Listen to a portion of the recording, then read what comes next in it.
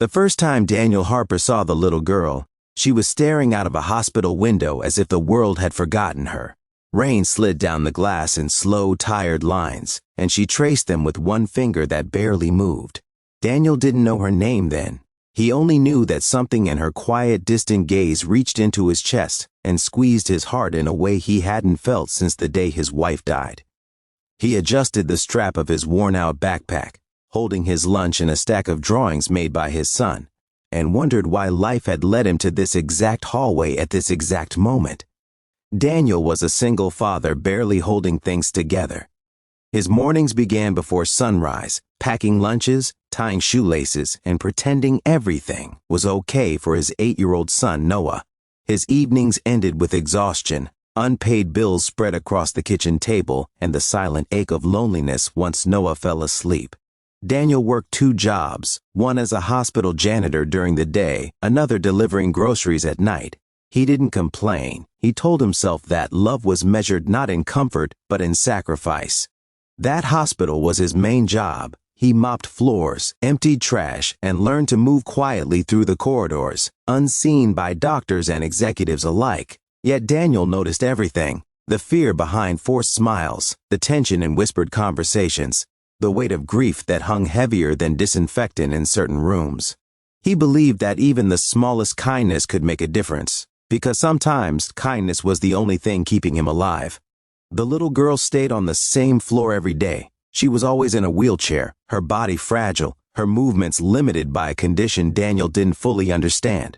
Her mother, elegantly dressed even in exhaustion, rarely left her side. Nurses spoke to her with extra gentleness, and security guards stood discreetly near the door. Daniel overheard fragments of conversations: private jets, specialists flown in from abroad, experimental treatments that failed one after another. That was when he realized this child belonged to one of the wealthiest families in the country. Her name was Lily Stone. Her father was a billionaire whose name filled business magazines and news headlines. Her mother, Catherine Stone, had once been known for her radiant public smile. Now that smile was cracked by worry and pain that no amount of money could erase. Lily had been born with a rare neurological disorder that affected her muscles and speech. Doctors said she might never walk, might never fully speak, and might never experience life the way other children did.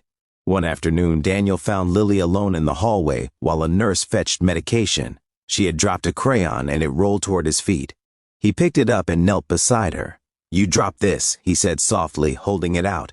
Lily looked at him, startled, then slowly reached for the crayon. Her fingers trembled, but she smiled, a small, uncertain smile that felt like a gift. From that day on, Daniel made excuses to pass by Lily's room. Sometimes he waved. Sometimes he brought a piece of paper and let her color while he cleaned nearby. He told her stories about Noah, how he loved superheroes, how he believed his dad could fix anything, even though Daniel knew that wasn't true.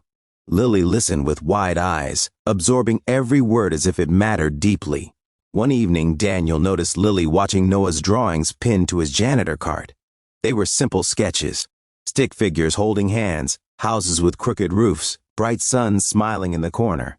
Lily pointed weakly at one drawing showing a child standing up, arms raised. Daniel smiled. "That's my son," he said. "He says it's me when I'm strong." Lily's eyes filled with something that looked like longing. That night, Daniel went home and couldn't sleep. He kept thinking about Lily's gaze, about the way she studied those drawings as if they were windows into another life. Noah noticed his father's silence the next morning. "Dad," he said gently, "you always tell me helping people makes us superheroes. Why do you look sad?" Daniel hugged him tightly. "Because sometimes," he whispered, "we don't know how to help enough." Days later, Daniel brought something special. He had spent nights building it from spare parts and discarded materials: cardboard, old fabric, small wheels he found in a repair shop's trash. It was a simple device, not medical equipment, but a supportive frame designed to help Lily stand for a few seconds at a time. Daniel wasn't an engineer or a doctor. He was just a father who knew that sometimes belief mattered as much as science. He hesitated outside Lily's room, fear pounding in his chest. He could lose his job for this. He could be laughed out of the hospital. But when he saw Lily staring at the floor, her shoulders slumped with quiet resignation, he stepped inside. I made something for you, Daniel said softly. Catherine looked up, startled. Her eyes flicked from Daniel's uniform to the strange object in his hands. What is this? She asked cautiously. It's not a cure, Daniel said quickly. It's just something to help her feel what it's like to stand, even for a moment. Catherine wanted to refuse. Years of disappointment had taught her to protect her heart. But Lily's eyes lit up in a way she hadn't seen in years. That hope shattered Catherine's defenses. With the nurse's supervision, they tried it. Daniel adjusted the straps gently, his hands shaking. Lily's body trembled as she was supported upright. For a brief, fragile moment, Lily stood. Her legs wobbled, her breath caught, and then she laughed. It was a soft sound, but it filled the room like music. Catherine froze. Tears streamed down her face as she watched her daughter experience something doctors said might never happen. Lily looked at her mother, eyes shining, and whispered a word she had never clearly spoken before. Catherine collapsed to her knees, sobbing. Years of pain, guilt, and helplessness poured out in that moment. She clutched Daniel's hand, unable to speak through her tears. You gave her something we couldn't buy, she cried. You gave her hope. The room felt sacred. Even the machine seemed to hum more softly. The news spread quickly. Doctors were stunned, not by a medical breakthrough, but by the emotional impact. Lily's progress, small as it was, ignited a spark inside her. She became more engaged in therapy, more motivated to try. Catherine realized something profound. In her pursuit of the best money could buy, she had overlooked the power of human connection.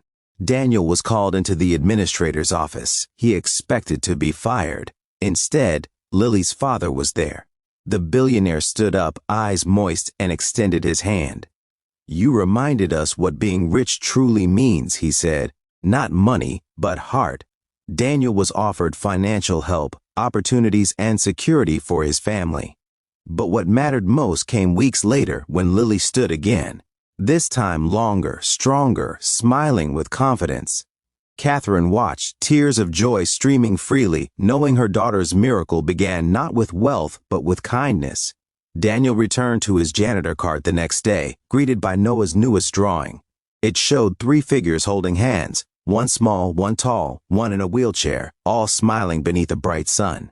Daniel smiled back, knowing that sometimes miracles are not about fixing what's broken, but about reminding someone they are seen, valued, and never alone.